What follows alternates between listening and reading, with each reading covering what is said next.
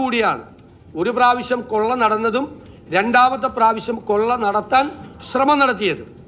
അപ്പോൾ ആഗോള അയ്യപ്പ സംഗമം നടത്തി അവിടെ എല്ലാം ഈ കപട അയ്യപ്പ ഭക്തി കാണിച്ച ഗവൺമെന്റിന് തുടരെയാണ്. ഇപ്പൊ ഉണ്ടായിരിക്കുന്ന കാര്യം എന്താ? പുതിയ ദേവസ്വം ബോർഡ് പ്രസിഡന്റ് ഇന്നലെ നടത്തിയ പ്രസ്താവന എന്താണ്? ശബരിമലയിലെ സ്ഥിതി ഭയാനകമാണ്. അവിടെ ഇന്നലെ എല്ലാവരും മുൾമുനയിലാണ് നിന്നിരുന്നത്.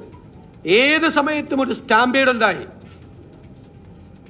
വലിയ അപകടം പല സ്ഥലത്തും നമ്മൾ കേട്ടിട്ടുള്ള, പല വാർത്തകളിൽ കേട്ടിട്ടുള്ള ഏത് അപകടത്തിനും സാധ്യതയുണ്ടായിരുന്നു. ദേവസ്വം ബോർഡിന്റെ ഇപ്പോഴത്തെ പ്രസിഡന്റ് അദ്ദേഹം 4 ദിവസങ്ങളിൽ വന്നിട്ട് അദ്ദേഹം പറയുകയാണ് ഭയാനകമായ സ്ഥിതിയാണ്, ഇതിനു മുൻപ് ഒരു തയ്യാറെടുപ്പും നടത്തിയിട്ടില്ല എന്നാണ്.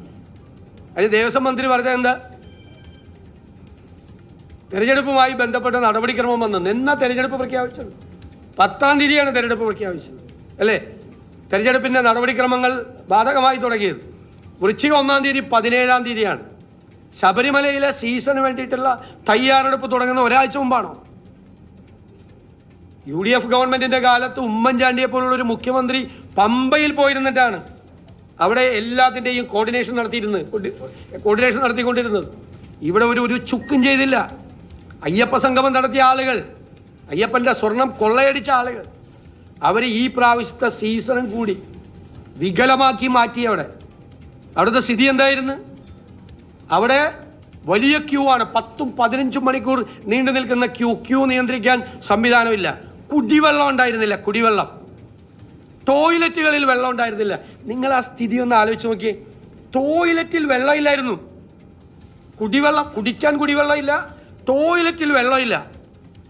വൃത്തിഹീനമായ ടോയ്ലറ്റുകൾ, മലിനമായ പമ്പ. ഇതൊക്കെ എപ്പോഴാണ് ചെയ്യേണ്ടത്? സീസൺ തുടങ്ങുന്നതിൻ്റെ തലയാഴ്ചയാണ് ഇതൊക്കെ ചെയ്യേണ്ടത്. അപ്പം മനഃപൂർവ്വം അവർ വീണ്ടും ശബരിമലയിലെ സീസൺ മുഴുവൻ എത്ര പേരാണ്, എത്ര അയ്യപ്പ ഭക്തരാണ് ദർശനം നടത്താൻ കഴിയാതെ തിരിച്ചു പോയത്?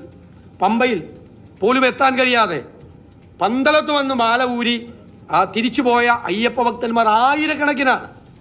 ശബരിമല സീസണെ ഇത്രമാത്രം കുഴപ്പത്തിലാക്കിയ ഒരു ഗവൺമെന്റ് കേരളത്തിൽ ഉണ്ടായിട്ടില്ല.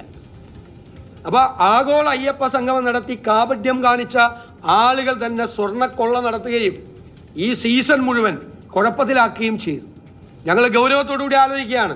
ഇത് നിയന്ത്രിക്കാനുള്ള നടപടികൾ ഗവൺമെന്റ് അടിയന്തരമായി സ്വീകരിച്ചില്ലെങ്കിൽ UDFന്റെ ഒരു പ്രതിനിധി സംഘം ശബരിമല സന്ദർശിക്കും.